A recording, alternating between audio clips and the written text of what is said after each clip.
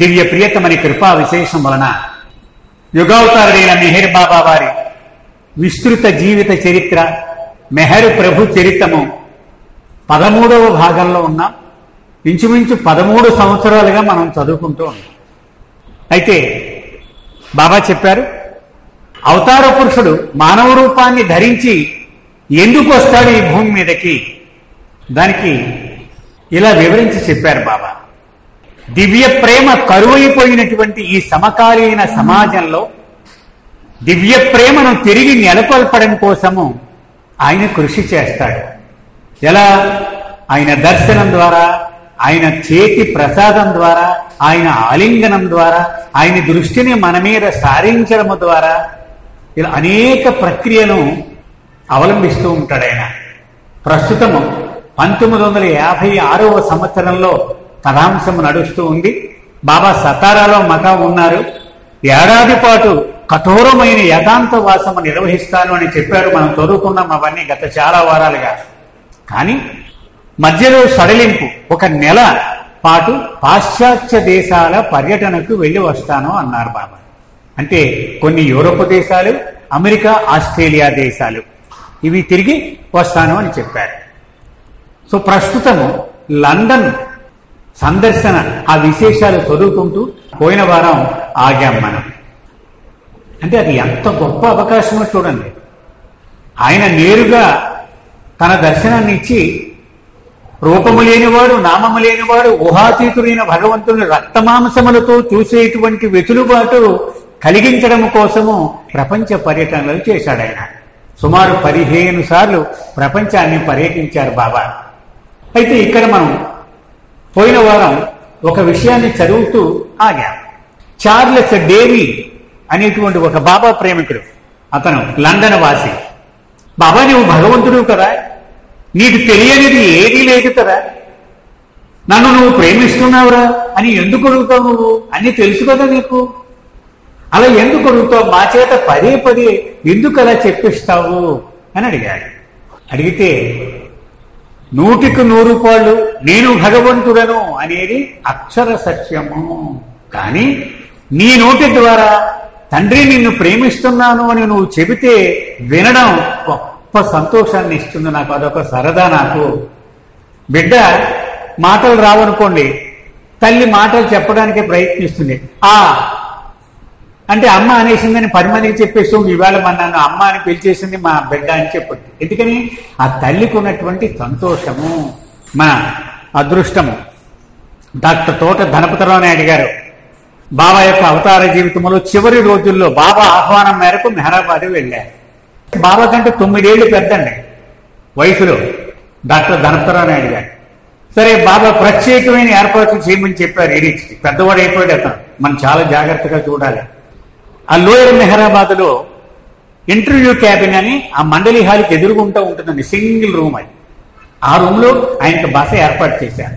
ఆయన వచ్చారు, మండలి వాళ్ళు దగ్గరుండి అవన్నీ తీసుకెళ్లారు. ఆ సూట్ కేసు అవన్నీ పక్కన పెట్టారు.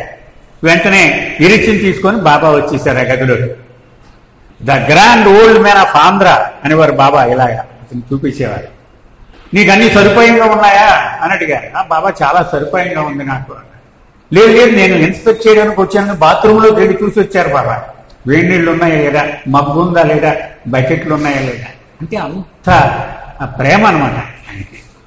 సరే వచ్చేసారు. పడుకో, చాలా అలసిపోయావు, నువ్వు ప్రయాణం చేసావు కదా అన్నారు. అని బాబా నుంచున్నారు పక్కన. ఎలా పడుకుంటాడైనా? నేను చెప్పాను కదా పడుకో అన్నారు. పడుకున్నాడు. నేను కూడా నీ పక్కనే పడుకుంటానే అన్నాడు. అని స్వయంగా బాబా పడుకున్నారు ఆ మంచం మీద ఆయన పక్కన. కాసేపు పడుకున్న తర్వాత నీ చెయ్యి నా చేతిలో చెయ్యి వేసి వాగ్దానం చేయగలవా అని అడిగారు. ఏంటి బాబా అన్నాడు. చిట్ట చివరి వరకు నన్నే అంటి పెట్టుకుని ఉంటానని నాకు ప్రమాణం చేయన్నాడు బాబా. అది నీకు కళ్ళ నీళ్ళు వచ్చాయి. నీకు తెలియదా ప్రభు, నా జీవితం నీకు అంకితం కదా. అప్పుడు ఇదే మాట చెప్పారు. బిడ్డ తల్లికి తన నోటితో చెబితే అదొక ఆనందము, నీ నోటితో చెబితే నేను వినాలని నాకు సరదా. మన ఊరికి సంబంధించినటువంటి ఒక గొప్ప ప్రేమికుడికి జరిగిన అనుభవం అన్నమాట. అది ఆ రోజు బాబా చెప్పారు. నాకు చాలా ఇష్టం అది, అలా మీ నోటి వెంట వినడము. అలాగే కొంతమంది ప్రముఖమైన వ్యక్తులు, కార్యకర్తలు బాబా దగ్గరికి వచ్చినప్పుడు కృష్ణావతారములో తనకు జరిగినటువంటి కొన్ని విషయాల్ని బాబా మనవి చేశారు. నేను కృష్ణుడిగా వచ్చినప్పుడు ఇలా ఇలా జరిగింది సుమా. సరే, ఇక హోటల్లో బాబా ఖాళీ చేసి అమెరికా వెళ్ళిపోవాలి. లండన్ సందర్శన అయిపోయింది. అందరూ టైం చూస్తున్నారు, వెళ్ళిపోతారు. ఇప్పుడు బాబా కొంతమంది తమాయించుకుని కన్నీళ్లు దాచుకున్నారు, కొంతమంది దాచుకోలేక కన్నీళ్లు కారుస్తూ ఉన్నారు. సహజం కదా. ఈ సందర్భంగా ఒక్క మాట మీకు మనవి చేస్తా. ఎరిచిది ఒక కొత్త పుస్తకం రిలీజ్ అయింది ఈ మధ్యనే. అందులో ఒక విషయం ఎరిచి చెప్పాడు. మనందరం కన్నీళ్లు కారుస్తాం కదా, హృదయం కదిలినప్పుడు. బాబా కూడా కన్నీళ్లు కార్చేవారా అని ఎరిచిని అడగడం చెప్పాడు. బాబా అన్నారు, కన్నీళ్లు ఎప్పుడొస్తాయి? హృదయం స్పందించింది అనేదానికి రుజువుగా కన్నీళ్లు వస్తాయి. ఆయన మొత్తం మనిషే హృదయం అయినప్పుడు ఆయన కన్నీళ్లు లేకుండా ఎలా ఉండగలడు? కొన్ని ఉదంతాలు మీకు చెప్తానని ఆయన చెప్పాడు. మనకి తెలుసు, గుస్తాకి బాబాకు మొట్టమొదటి నుంచి తొలి శిష్య వర్గంలో సభ్యుడతను. అనేక మంది సద్గురువులను సేవలు చేసి చివరికి బాబా దగ్గరికి చేరాడట. అతనంటే పంచ ప్రాణాలు బాబాకి. అతను చనిపోయినప్పుడు సడన్ గా నలుగురు కూర్చొని మాట్లాడుతూ బాబా జ్ఞాపకం చేసుకునేవారట. వాడు ఉంటే అని వెంటనే అందరినీ బయటికి వెళ్ళిపోమనేవారు. కాసేపు కన్నీళ్లు కార్చేవారట. అప్పుడు ఇరిచి కచ్చి పట్టుకెళ్ళిస్తే అప్పుడు ఆ తడి చేసి కళ్ళు తుడుచుకొని మళ్ళీ అందరినీ రమ్మనేవారు. అంచేత ఇలా చాలాసార్లు జరుగుతూ ఉండేది. ఎందుకని ఆయన మూర్తీభవించిన ప్రేమ, అంతకంటే ప్రేమించేవాడు ఎవడూ లేదు. అప్పుడు ఒక పాశ్చాత్యుడు అడిగాడు, మాకు అటాచ్మెంట్స్ ఉండి పోయిన వ్యక్తి గురించి మేము తలుచుకొని దుఃఖిస్తూ ఉంటాం, మరి నీకేమి అటాచ్మెంట్స్ లేవు కదా, మమకారాలు అనుబంధాలు లేవు కదా, మరి ఎందుకు నువ్వు అలా కన్నీళ్లు కారుస్తావు అని అడిగాడు. ఇప్పుడు బాబా చెప్పారట, మహమ్మద్గా వచ్చినప్పుడు ఈ విషయం చెప్పాను, అది మళ్ళీ మీకు వివరిస్తాను అన్నాడు. మహమ్మద్కి అనేక మంది శిష్యులు ఆయనతో కలిసి జీవిస్తూ ఉండేవాడు.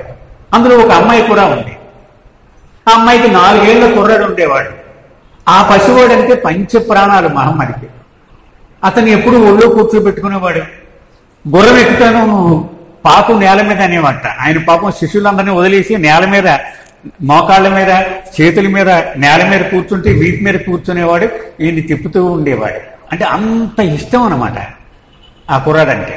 ఒకనాడు ఏమైందో తెలియదు, తెల్లవారుజామున సడన్ గా చనిపోయాడు ఆ కుర్రాడు. ఆ కుర్రాన్ని ఒళ్ళో పెట్టుకుని కన్నీళ్లు కారుస్తూ ఉన్నాడు మహమ్మద్.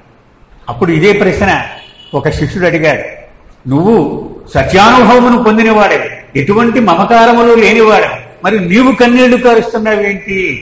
అప్పుడు మహమ్మద్ చెప్పాడట, పరిపూర్ణుడైన వాడు, సనాతన పురుషుడు ఒక మామూలు మానవుడి కోసం కన్నీళ్లు కారిస్తే వాడి అదృష్టములో అది రాసి ఉంది అని అర్థం. ఎందుకని భగవంతుడైన వాడు ఒక అల్ప మానవుడి కోసము తలుచుకొని అతని కోసము 2 కన్నీటి బొట్లు కార్చడం అంటే వాడు జన్మ జన్మలలో చేసుకున్న అదృష్టము యొక్క ఫలము, వాడి ప్రేమ యొక్క గొప్పతనము భగవంతుడు గుర్తించాడు అని అర్థము. అంతేకాని అది మమకారం యొక్క పర్యవసానము కాదు సుమా. సరే, ఇక్కడ అందరూ వీడ్కోలు పడుకోవడానికి సిద్ధంగా ఉన్నారు. బాబా చెప్పారు, ఈ అవతార యుగములో నేను లండన్ రావడం చివరిసారి, నేను మళ్ళీ రాను. అంచేత నన్ను మీరు ఇలా సజీవంగా చూడడం ఎంత అదృష్టమో మీకు తెలియదు. ఇంత పెద్ద అదృష్టాన్ని మీకు నేను ఇచ్చాను కాబట్టి మీరు ఒక్క పని చేయాలి, నా కోసమే జీవించండి చనిపోయే వరకు కనీసం. ఇక శేష జీవితమైన నా కోసం జీవించండి. ఇంత అదృష్టం నేను ఇచ్చేశాను కదా మీకు. బాబా వాళ్ళందరికీ చెప్పారు. అందరినీ ఒక్కొక్కరిని ఆలింగనం చేసుకున్నారు. ముఖ్యంగా అక్కడ ఉన్న వాళ్ళలో ప్రముఖులు మేరీ బ్యాకెట్, మనం విని ఉన్నామండి. విలియం బ్యాకెట్ అని భర్త, మేరీ బ్యాకెట్ అని భార్య. వీళ్ళిద్దరూ అంటే బాబాకు పంచ ప్రాణాలు, ఆర్క్ ఏంజల్స్, ప్రధాన దేవదూతలు. అంటే 6వ భూమికలో ఉంటారు వీళ్ళు. ఎప్పుడు మనలాగా స్థూల శరీరం ఉండదు, సంస్కారాలు ఉండవు వాళ్ళకి. ఆర్కేంజల్గా ఉంటారు, దివ్యానందాన్ని అనుభవిస్తూ ఉంటారు అనేక యుగాల పాటు. కానీ చిట్ట చివరి భగవంతుడిలో చేరే ముందు ఒక్క జన్మ ఈ భూమి మీద ఎత్తి అప్పుడు భగవంతుడిలో ఏకమైపోతారు. ఆ ఆత్మ ఈ మేరీ బ్యాకెట్ అన్నారు అని ఆవిడ్ని ఆలింగనం చేసుకొని, నీవు మరణించాక శాశ్వతంగా నాతోనే ఉంటావు, ఇది నీకు ఒకే ఒక్క మానవ జన్మ అని బాబా డిక్లేర్ చేయడం జరిగింది. సరే, ఎయిర్పోర్ట్కి వెళ్ళిపోయారు. ఎయిర్పోర్ట్లో కొత్త వ్యక్తులు దూరంగా వెళుతూ బాబాను చూశారు. వచ్చేసారు వాళ్ళ దగ్గరికి. ఎవరండి ఇతను అని అడిగారు. ఇతను ఏమన్నా భగవంతుడా, ఏం చేస్తూ ఉంటాడు ఈయన? పక్కన ఈ మేరీ బ్యాకెట్ నిలబడి ఉంది.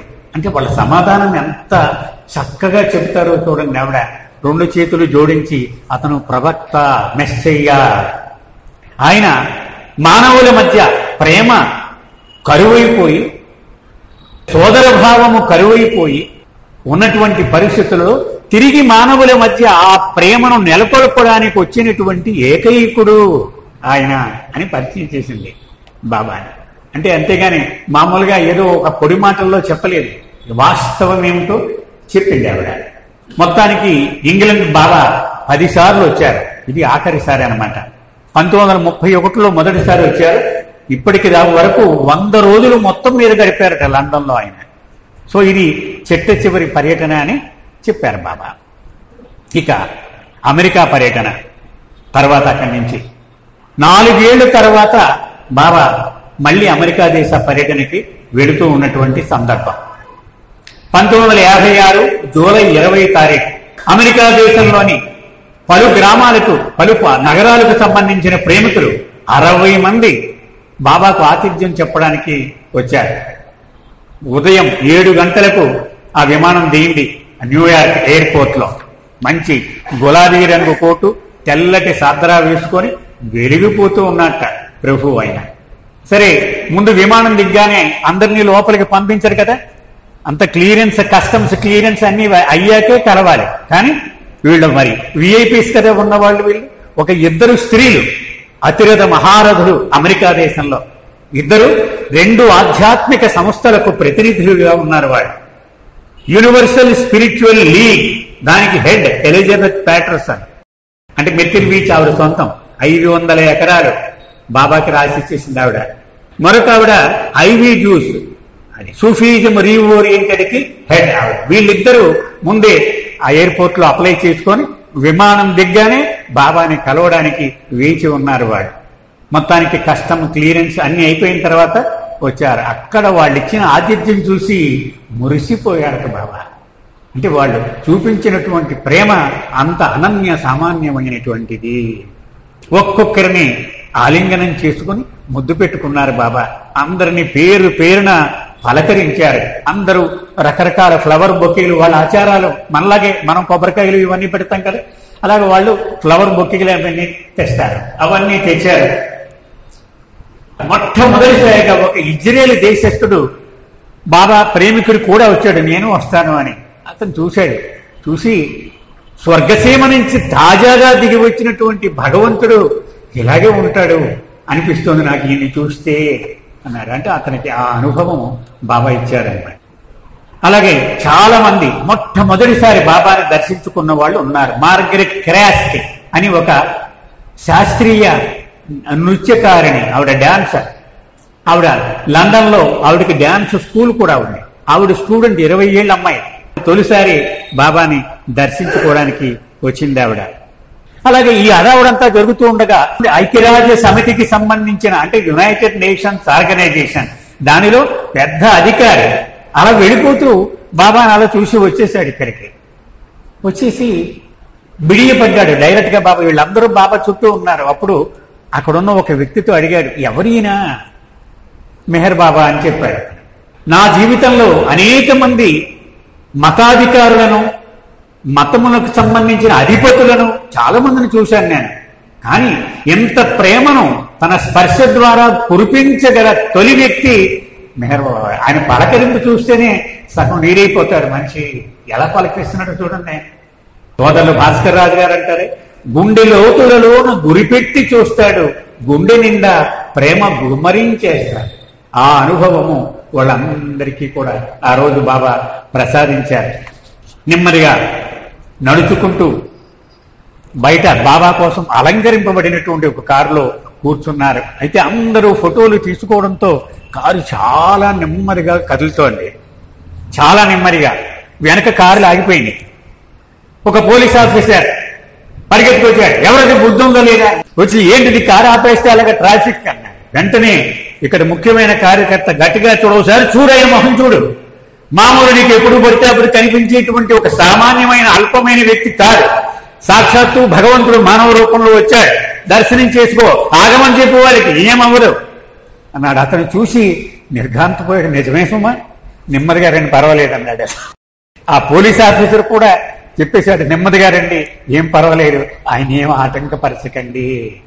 అంటే ఆయన యొక్క దివ్యాధికారము తాండవిస్తూ ఉన్నటువంటి ఆ సందర్భం అన్నమాట అది. ఒక్కసారి ఆయన పూర్తి ఆ తేజస్సు కనుక వ్యాపిస్తే ఎవడైనా సరే సరెండర్ అయిపోవలసిందే. ఇది చెప్తూ ఉంటాడు. పులిలాగా వచ్చి గొర్రెలాగా వెళుతూ ఉండేవారు. నేను చూసిన చాలా మందిని బాబాని శర పరంపరలు ప్రశ్నలు వేసి గిజ అనిపించేసి ఆయన్ని ఓడించేసి పంపించేద్దాం అనుకుని వస్తారట. ఈయన చూడగానే పాదాక్రాంతులు అయిపోయి కళ్ళ నీళ్లు పెట్టుకొని ఒక్క ప్రశ్న కూడా అడగకుండా వెళ్ళిపోతూ ఉండేవారు. నేనే సాక్ష్యము. ఎందుకని ఆయనలో రెండు ఉన్నాయి, ఒక భగవంతుడు ఉన్నాడు, ఒక మానవుడు ఉన్నాడు. ఒక్కొక్కసారి ఒక్కొక్క స్విచ్ నొక్కుతూ ఉంటాడు ఆయన. ఒకసారి ఉట్టి మానవుడిలాగే ఉంటాడు ఆయన, ఏరా బాగున్నావా, ప్రయాణం బాగా జరిగిందా అంటాడు ఆయన. ఒకసారి సాక్షాత్తు భగవంతుడు అయిపోతాడు, ఎవడు నిలబడలేడు ఆయన ముందు. ఆ సందర్భంలో మాత్రం ఎవడు తట్టుకోలేరు. సరే తిన్నగా బాబాని ఒక పెద్ద హోటల్లో రూమ్ బుక్ చేశారు, అక్కడికి తీసుకువెళ్ళారు. 8th ఫ్లోర్లో. అపురూపం. మన అమెరికా వాళ్ళు ఎందుకు చేయరు, మనమే భారతదేశంలో బొంబాయిలో ఏషియానా అని మన అర్నవాజ్, దాదాచాంజీ బిల్డర్, వీళ్ళిద్దరింట్లు అక్కడే ఉండేవారు. ఎప్పుడు బొంబాయి వెళ్ళినా అక్కడే. బాబా ఎప్పుడు వచ్చినా మొత్తం కొత్తవి, అన్ని ఫర్నిచర్ కొత్తవి, కర్టెన్లు కొత్తవి, వంట సామాన్లు కొత్తవి, గ్లాసులు కొత్తవి. మనం ఎంగిలి చేసినవి భగవంతుడికి ఎలా ఇస్తాం? అది ప్రేమ యొక్క స్థాయి అనమాట. అన్ని కొత్తవే, మొత్తం కొత్త, బిల్డింగ్ ఒకటే అలాగే వాళ్ళు కూడా అంత అపురూపంగా చేశారు. బాబాకు ప్రేమికులు సమర్పించిన బొకే ఒక్కటి కూడా పక్కన పడేయకుండా పెద్ద కార్పెట్స్ లాగా పెట్టి దాని మీద పేర్చారు అవన్నీ అందంగా. బాబాను చూశారు, అలిసిపోయి కనపడుతున్నాడు ఆయన. ఎంతలాగా అలిసిపోయారో ఐవి చూసంది, బాబా కాసేపు రెస్ట్ తీసుకోకూడదా? 3 రోజులు అయ్యింది సతారాలో బయలుదేరి, ఒక్క క్షణం కూడా నేను కునుకు వేయలేదు. ఈ అవతారము ముగించుకుని వెళ్ళిపోయే వరకు బహుశా ఇలాగే ఉండలేమో నేను అనిపిస్తుంది అన్నారు బాబా. ఈ సందర్భంగా బాబా చిట్ట రోజుల్లో బాగా అలసిపోతూ ఉండేవారు. ఆ బాధను చూడలేక మండలి వాళ్ళు తట్టుకోలేకపోయేవారు. ఫ్రాన్సిస్ బ్రాబజాన్ ఒకసారి బాబాని అడిగాడు, బాబా ఎంత అలసిపోయావో నాకు అర్థమయ్యేలాగా నాకు చెప్పగలవా, నాకు చిన్న బుర్ర కదా మరి అన్నాడు. నేను ఎంత అలసిపోయానంటే, దీని నుంచి పూర్తిగా నేను బడలిక తీరాలి అంటే 700 ఏళ్ళు ఒక్కసారి కూడా లేకుండా పడుకుని ఉండాలి నేను. అంత అలిసిపోయాను నేను. అందుకే అవతారానికి మధ్య అంత విరామం అవసరమాట. అంత అలిసిపోతాట ఆయన. 74.5 ఏళ్ళు ఒక్క క్షణము తీరిక లేకుండా ఆయన విశ్వము కోసము ఆ విశ్వకార్యాన్ని చేపట్టి మొత్తం నిర్వహించాడు కదా. అంచేత 700 ఏళ్ళు విరామం అవసరమాట ఆయనకి. అంత అలిసిపోయాను నేను, నీకు ఇంత గట్టి ఏం చెప్పనరా అన్నారు బాబా. సరే నాకు విశ్రాంతి ఏం అక్కర్లే అన్నారు. బయలుదేరేశారు. ఎలివేటర్లోంచి కిందకి దిగారు బాబా. అక్కడ ఒక ప్రేమికురాలు జీన్ ఆవిడ పేరు, ఆవిడ వేచి ఉంది. ఆవిడని దగ్గరికి పిలిచారు. వాళ్ళందరికీ ఆలింగనం చేసుకుంటారు. మగవాళ్ళు ఆడవాళ్ళు అనేటువంటిది ఉండదు. ముద్దు కూడా పెట్టుకుంటారు. అంటే సాన్నిహిత్యానికి అది గుర్తనమాట. ముద్దు పెట్టుకోకపోతే దూరం పెట్టినట్టు లెక్క. అప్పుడు ఆమెను పిలిచి, నీకు ఒక వరం ఇవ్వనా అన్నారు. తండ్రి నువ్వేమిచ్చినా నేను రెడీ అని. నేను వాడిన బట్టలు ఉన్నాయి, ఉతికి పెడతావు అన్నారు. మహాప్రసాదంగా. అంటే అందరికీ ఇవ్వరు కదా, అది ఆవిడకి ఇచ్చారు. సో అవి గబగబా కలెక్ట్ చేసుకొని నేను ఉతికి నేను తెచ్చేస్తాను. సో నెమ్మదిగా అక్కడి నుంచి కిందకి వచ్చారు బాబా. వచ్చి మొట్టమొదటిగా కార్యకర్తల్ని, నాకు ప్రియమైన వాళ్ళని ఒక 2 నిమిషాలు కలుస్తాను. తర్వాత 5 నిమిషాలు చొప్పున ఇంటర్వ్యూలు ఇచ్చిన లిస్టు ఉన్నారు జనం, వాళ్ళని తర్వాత కలుస్తాను. ముందు కార్యకర్తలను రమ్మన్నారు. బాబా చెప్పారు, మిమ్మల్ని అందరినీ నేను ఇలా కలిసినందుకు నేను ఎంత సంతోషంగా ఉన్నానని చెప్పలేను. డ్యాన్స్ కట్టాలని ఉంది, నాకు లేచి ఎగిరి గంతయ్యాలను, అంత సంతోషంగా ఉంది. మీకందరికీ నా ప్రేమను వరంగా నేను ఇచ్చాను. మీరందరూ ప్రేమిస్తున్నారని కూడా నాకు తెలుసు. కానీ ముందుగా నేను మిమ్మల్ని ప్రేమించిన కారణంగానే మీరు తిరిగి నన్ను ప్రేమించగలిగారు. ఇది సత్యము, మర్చిపోవద్దు సుమ. ఇలాగే ప్రేమించండి. ఏదో ఒక రోజు నా నిజ స్వరూపాన్ని మీరు అనుభూతి పొందుతారు అని వాళ్ళకి బాబా చెప్పారు. అందరూ వెళ్ళిపోమన్నారు. అయిపోయింది. వెళ్ళిపోతూ ఉండగా మార్గరెట్ క్రాఫ్ట్ ఆట పట్టిస్తూ ఉండేవారు బాబా, డాన్సర్. ఆవిడ వెళ్ళిపోతుంటే ఇలారా అన్నారు బాబా. పిలిచి ఎలా ప్రేమించాలో అందరూ నేర్చుకున్నారు, కానీ నువ్వు నేర్చుకున్నట్లేదే అన్నారు బాబా. ఆవిడ అంది, బాబా నువ్వే నా గురువు, నువ్వే నా తండ్రివి, ఒకవేళ నేను నేర్చుకోకపోతే మీరే తప్పు. దగ్గర పిలిచి ఆలింగనం చేసుకున్నారు. అందరికంటే నిన్ను మిక్కుటంగా నేను ప్రేమిస్తున్నాను అని బాబా చెప్పారు. వ్యక్తిగతంగా ఇంటర్వ్యూలు ప్రారంభమయ్యాయి. 5 నిమిషాలు. మొట్టమొదటిగా గాడ్ స్పీక్స్ మనందరికీ తెలుసు. దాన్ని పబ్లిష్ చేసినటువంటి డాగ్ మీడ్ అని కంపెనీ పబ్లిషర్స్ వచ్చారు. 2 వ్యక్తులు. వాళ్ళిద్దరూ ఫస్ట్ ఇంటర్వ్యూ ఇచ్చారు. బాబా పిలిచి వాళ్ళతో ఇలా చెప్పారు, నేను మౌర వినమన చేసే సమయానికి ఈ పుస్తకాన్ని ఎంత డబ్బిచ్చినా కొనలేనంత పాపులారిటీ వచ్చేస్తుంది, దొరకదు. బాబా చెప్తున్నమాట, వెలకట్టలేము, అంత పాపులర్ అయిపోద్ది. దీనిని ప్రాణప్రదంగా ఎవరి దగ్గర ఉందో వాళ్ళు దాచుకుంటూ ఉంటారు లాకరులో. దీన్ని అంత గొప్ప పని మీరు చేశారు, మీకు తెలియదు, భవిష్యత్ తరాలకు అప్పుడు తెలుస్తుంది మీకు అని గాడ్ స్పీక్స్ యొక్క ఔన్నత్యం గురించి మొట్టమొదటిగా చెప్పారు.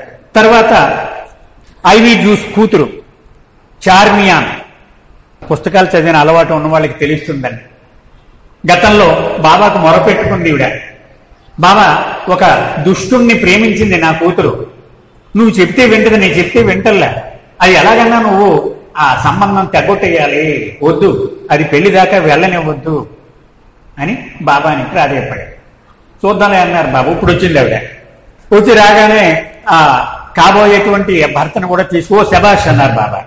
అంతేకాదు తన దగ్గర ఏదో ఉంగరం ఉంటే ఉంగరం తీసి మార్పించేశారు కూడా. ఆ తర్వాత ఈ ఇంటర్వ్యూలు అయిపోయిన తర్వాత ఇవి దుఃఖించింది. మహారాజా అంటే మరొక 4 వేయండి అన్నట్టుగా ఉంది, మహారాజా అంటే మనం చేస్తే మరొక 4 వడ్డించండి అంటాం కదా మనం, అలా ఉంది నువ్వు చేసింది బాబా. లేదు లేదు, సంస్కారాల పరముగా వాళ్ళకి ఆ సంబంధము ఉన్నది. ఇది ఎన్నాళ్ళు నిలబడుతుందన్నది నీకనవసరం, నాకనవసరం, కానీ తప్పదు అని బాబా చెప్పడం జరిగింది. సో ఆవిడ 2వ ఇంటర్వ్యూకి వచ్చింది. అలా మరొక ఆవిడ సుష్టి, చాలా సుష్టిగా ఉంది ఆవిడకి. ఆవిడ అనారోగ్యం అంతా బాబాకి మనవి చేసుకుంది. ఉదయం నుంచి రాత్రిలోగా 7,000 సార్లు రోజుకి నా నామం చెయ్యి అన్నారు బాబా. ఆవిడకి ఇచ్చిన ప్రిస్క్రిప్షన్ అది. మరొక 19 ఏళ్ల యువకుడు వచ్చాడు. ఇంటర్వ్యూ 5 నిమిషాలు కావాలని. అసలు నీకు సత్యం తెలుసుకునే అవకాశం ఏ వయసులో కలిగిందని అడిగాడు బాబా. 19 ఏళ్ల వయసులో కలిగిందో అన్నారు. అంటే హజరత్ బాబాజార్ ఆవిడ ముద్దు పెట్టుకుంది కదా, అప్పుడు సత్యానుభవం వచ్చింది అని చెప్పారు. ఇంకొక ప్రశ్న ఉంది నాకు అన్నాడు. ఏంటన్నారు? భగవద్ అనుభవము పొందడానికి, అద్భుతాలు చేయగల సామర్థ్యము పొందడానికి తేడా ఏమిటన్నాడు. భగవద్ అనుభవం పొందితే ఉన్నతమైనటువంటి ఆధ్యాత్మిక స్థితికి వెళతావు, అద్భుతాలు చేస్తే అధోగతికి దిగజారతావు, ఇదే తేడా రెండింటికి అన్నారు. అంటే సంబంధమే లేదు. అద్భుతము చెయ్యడము అనేది అది ఆధ్యాత్మిక ఉన్నతికి కొలమానము కాదు. కానీ ప్రపంచంలో బాబా ఫోటో ఇచ్చామనుకోండి, ఈయన ఏమేమి అద్భుతాలు చేశారని అని అడుగుతాడు. అంటే అద్భుతాలని పరిగణించి ఆయన ఔన్నత్యాన్ని వెలకట్టడం అలవాటైపోయింది మనకి. ఇది చాలా తప్పుడు సంప్రదాయము అని బాబా చెప్పారు. అయితే ఒక మహిళ శారీరకమైన రుగ్మతలు నువ్వు తీరుస్తావా, నాకు జబ్బులు ఉన్నాయి, ఒకటి టీబీ ఉంది, ఒకరికి ఇంకో క్యాన్సర్ ఉంది అడిగితే బాబా అన్నారు, శారీరకమైన రుగ్మతలను కాదు, హృదయానికి ఉన్నటువంటి రోగాలను నయం చేసేవాడిని నేను డాక్టర్నే, కానీ నా బ్రాంచ్ వేరే. నా బ్రాంచ్ హృదయానికి వచ్చిన రోగాలు ఏమైనా ఉంటే అవి నయం చేస్తాను. శరీరానికి వచ్చిన రోగాలు చూసేవాళ్ళు చాలా మంది ఉన్నారు, పో అక్కడికన్నా. ఆ రోజు ప్రత్యేకించి ఒక తల్లి తన బిడ్డలను తీసుకొని 2 పెద్ద పెద్ద దేవతల బొమ్మలు, ఇలాగా చేతులు ఇలా ఉంటాయి చూడండి, క్రిస్టియన్ ఏంజల్స్ అంటారు, అవి పట్టుకొని మోసుకొచ్చింది ఆవిడ. బాబాకి ఇవ్వడానికి. ఆవిడ మొయ్యడానికి ఇబ్బంది పడుతూ ఉంటే బాబా చూసి, ఎందుకు ఇవన్నీ? బాబా అన్నారు, నేను దైవీ మానవుణ్ణి, అంటే ఏకకాలములో మానవుణ్ణి దైవము కూడా. కానీ చాలా మంది నేను మానవుణ్ణి అనే విషయం మర్చిపోతూ ఉంటారు. ఉదాహరణకు నేను ఆంధ్రాకి వెళ్ళాను, అక్కడ జరిగిన చెప్తాను. మీరు ఇంతంత కట్ట, అగరొత్తులు కట్ట మొత్తం ఆ డబ్బా ఓపెన్ చేసి వెలిగించేసి నా మొహం మీద అయ్యాలనేస్తే నేను ఏమైపోతాను? నాకు ఆక్సిజన్ ఉండాలి, నాకు దగ్గు వచ్చేసి పొలమారిపోయేది, ఎంత ప్రమాదం అది. కానీ ఎవరికి లేదే, నేను దేవుణ్ణి, నాకేం అవ్వదనే లెక్క. ఇక ఏ స్టేజ్కి వెళ్ళిపోయిందంటే 4 కొబ్బరికాయలు ఎట్టుకుని వచ్చేస్తుంది ఆవిడ. వస్తే ఇరిచి కంగారు పడిపోతున్నాడు. ఆవిడ వచ్చి బాబా పాదాల మీద కొట్టేస్తామో, దేవుడికి ఏం అవ్వదు కదా. మానవుడికి దెబ్బలు తగులుతాయి, దేవుడికి ఏం అవ్వదు, మనకు అలవాటు. వెంటనే బాబా పాదాల దగ్గర కాపలా ఉండేవారు, కొట్టేస్తారేమో కొబ్బరికాయలని. ఇటువంటి పరిస్థితి కూడా నాకు వచ్చేది. అలాగే మన ఇక్కడ కాకినాడలో కూడా ప్రతి చోట కూడా పులిహోర, పరవాణం ఇవి లేకుండా ప్రసాదం ఉండదు. ఆయనకి పులిహోర పడదు. ఇరిచి చెప్పాడు, వద్దు బాబా అంటే వాడు బాధపడతాడు, పర్వాలేదు ఇంత తింటారని వాడు తినేసేవారట. రూమ్కి వచ్చాక నోట్లో వేలు పెట్టుకుని మొత్తం వాంతి చేసుకునేవారట ఆయన. అంటే మన రాక్షస ప్రేమ అన్నమాట. మన గొడవే కానీ ఆయన గొడవలే. మనం ఏమనుకుంటే అది అయిపోవాలి అంతే. అది ఆయన భగవంతుడే అనుకుంటాం తప్ప మానవుడు కూడా ఉన్నాడు ఆయనలో అనేది మనం మర్చిపోతూ ఉంటాం. మనం ఈ విషయం అక్కడ ఆంధ్ర గురించి ఇలా జరిగిందని సాక్షాత్తు అక్కడ చెప్పారు. మన ప్రకాష్ రాలేదు, బొందులే బాపిరాజు గారు మనవడు ఉన్నాడు కదా, ఆయన ఆంధ్రాలో బాబా దగ్గరికి వెళ్తున్నానని చెప్పాడు అందరికీ. ఒక రైతు పెద్ద పనస పండు తెచ్చిచ్చాడు. బాబాకి ఎలాగన్నా ఇవ్వాలి, నువ్వు తప్పకుండా మోసుకెళ్ళిపోవడమే. ఆ రోజుల్లో 3 రోజులు 4 రోజులు ప్రయాణం. ఇది మోసుకెళ్ళిపోయాడు. మోసుకెళ్ళిపోయి కింద పెట్టలేదు, దాన్ని ఒళ్ళు పెట్టుకున్నాడు, సీటు మీద పెట్టుకున్నాడు. బాబాకి ఇచ్చి ప్రసాదం కిందలే పెడతాం. మోసుకెళ్ళి క్యూలో నుంచున్నాడు, గురుప్రసాద్లో నుంచుంటే పెద్ద పనస పండుతో నుంచున్నాడు. మెహరా ఎరిచి కౌరు పంపించింది. వాడు ఏదో పట్టుకున్న చేతులు ఏమిటో చూసిరా. ఎందుకంటే బాబా దగ్గరికి రాగానే స్పృహ కోల్పోతాడు, ఈ పండు ఆయన ఒళ్ళు పడేస్తాడు, ఆయనకి దెబ్బ తగిలేస్తుంది. అది ఏమిటి చూసిరా అంది. వెళ్ళి నెమ్మదిగా పలకరించి, బాగున్నావా అని, ముళ్ళు ఉన్నాయి దానికి. ఓహో పనస పండు అని చెప్పాడు. జాగ్రత్త, నువ్వు కాపలా దగ్గర ఉంటావు, నువ్వు ఒళ్ళు పెట్టేస్తాడు దాన్ని, స్పృహ పోద్ది అతనికి. ఎప్పుడు కూడా బాబా దగ్గరికి వెళ్ళగానే బాబా ఒళ్ళు పడిపోయేవాడు. బాబా రెడీగా ఉండమని వారు మండలి వాళ్ళు పట్టుకొని గ్లాస్ నీళ్లు తాగించాక దగ్గర కూర్చో, ఈసారి ఏంటి ఎలా ఉన్నావు, బాగున్నావు అంటే మాట్లాడేవాడు. అంటే మన ప్రేమ అలా ఉంటుంది. అంచేత నువ్వు కూడా నాకు కావలసిన హృదయంలో ప్రేమని మానేసి ఇవన్నీ నాకు తెస్తే ఎలాగమ్మా అంటే, మరి నా ప్రేమను వ్యక్తం చేయాలి కదా బాబా నేను అని చెప్పింది ఆవిడ. వ్యక్తం చేయడం నీ హృదయం ద్వారా వ్యక్తం చెయ్యి, వస్తువులు అక్కర్లే, నాకు చాలు. నువ్వు హృదయంలో ఎంత ప్రేమను మోసుకొచ్చావో నాకు తెలిసిపోతుంది, ఇక్కే చాలు నాకు అది అన్నారు. అలాగే జెరూసలేం నుంచి ప్రత్యేకంగా ఒక స్త్రీ బాబా దర్శనానికి ఆ రోజు రావడం జరిగింది. ఆవిడ కూడా మానసిక రోగి అయినటువంటి ఇంకొక స్త్రీని తీసుకొచ్చింది. జీసస్ నువ్వే అని నేను విన్నాను, నా తండ్రి జీసస్ని ఒక్కసారి చూడాలని వచ్చాను నేను అని చెప్తే బాబా తల మీద చేయి పెట్టి తగ్గిపోతుంది, పర్వాలేదన్నారు. కొద్ది రోజులకు తర్వాత వెంటనే పూర్తి నయం అయిపోయిందట ఆవిడికి. అప్పుడు బాబా అడిగారు, నేను క్రీస్తుని నువ్వు నమ్ముతున్నావా? సంపూర్ణంగా నమ్ముతున్నాను బాబా. ఎస్ కరెక్ట్ అన్నారు బాబా. ఇక్కడికి ఈరోజు ఆపుదామండి. అవతార్ మెహర్ బాబా కీ జై.